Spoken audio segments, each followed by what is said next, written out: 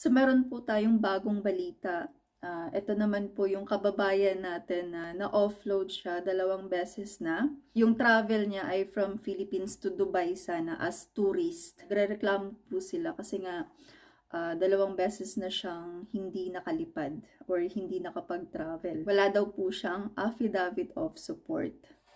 Isa na namang pasahero sa NAIA ang nagreklamo matapos 2 beses daw na hindi makasakay sa eroplano dahil kulang daw sa dokumento. Pero ayon sa immigration, may ibinigay na silang listahan ng requirements sa pasahero, pero bank record lang ang naipresenta niya. So, kapag na-offload po tayo, magbibigay po ang Philippine Immigration ng slip kung saan nakalista po doon yung mga documents na dapat mong i-comply para makapag-travel tayo ulit successfully. Sir, immigration. Hindi naman nila ako babayaran. Galit na galit ang lalaking yan matapos hindi makasakay sa flight papuntang Dubai, United Arab Emirates. Nagreklamo siya sa airport police station kasama ang kanyang ina. Masakit daw sa bulsa, lalo't inunaraw ang pangalawang beses na na-offload siya sa kanyang flight. Hindi rin daw ito na-rebook. Ang sakit to sa parte namin. Gastos ko namin lahat eh. Gastos ko mula lahat. Dimistahin daw ng lalaki ang kapatid sa Dubai. May tourist visa siya. Pero inarang daw ng immigration personnel sa NAIA Terminal 1 dahil kulang siya ng affidavit of support and guarantee. Hindi ko man po kailangan yun, sir. Hindi ko in-apply yun. Tourist po ang in-applyan ko. Sa affidavit of support and guarantee, nakasaad na sasagutin ng Pilipinong nakatira sa United Arab Emirates ang gastusin ng kaanak niya na bibisita bilang turista sa UAE. Ito, may pera po ako. Hindi na basihan yan. Di ba? Na pera. Sabi ko, pera ko yan, hindi basihan. Ano, may ticket ako pa uwi. Nag-ano na po kami sa immigration. Nanghingi ng advice bago ulit kung pumasok. Hindi ka alam Sir, kung ano pinakausap na kami ticket. ron. Pwede daw po siya umalis. Bayaran nila ko yung ginastos naman ako. Ayon sa tauhan ng Bureau of Immigration na tumangging humarap sa kamera, may binigay na listahan ng requirements sa lalaki nung unang beses nitong ma-offload. Pero wala raw siyang ipinilisitang bagong dokumento maliban sa bank record na kabubukas lang daw noong nakaraang buwan.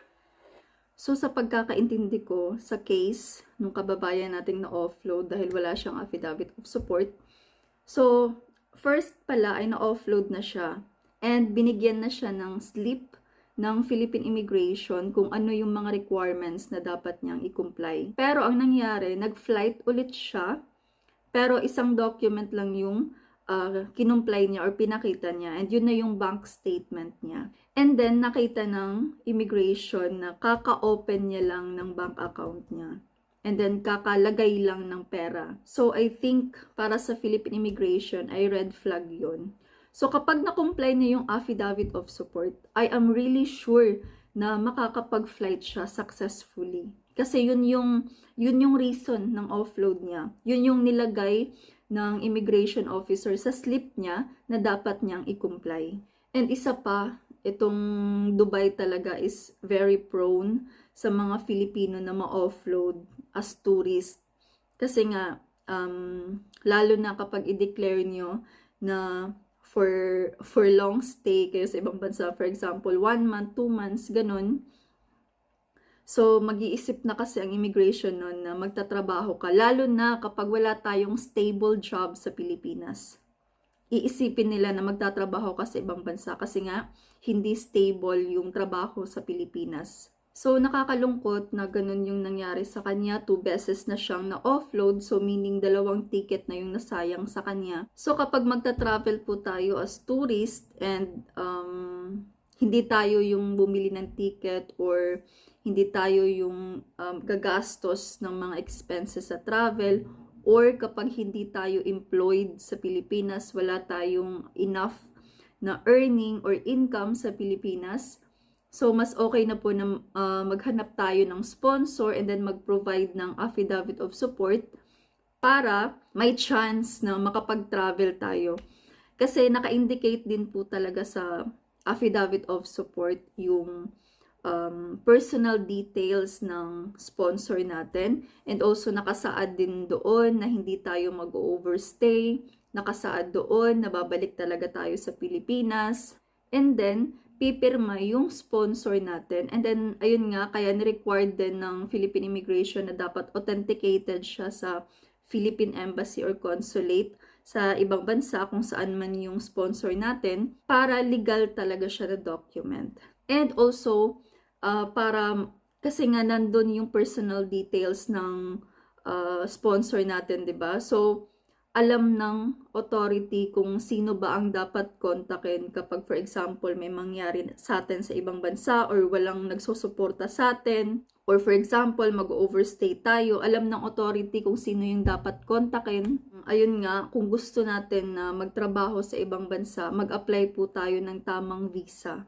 Hindi po, wag po tayo dumaan sa alam niyo yun, illegal na proseso kasi maraming disadvantages, 'di ba? Of course, kasi nga illegal siya. So, ganun din talaga yung nangyari sa akin. Na-offload ako, binigyan ako ng slip, nakalagay doon na ang i-comply ko ay CFO Guidance and Counseling Certificate.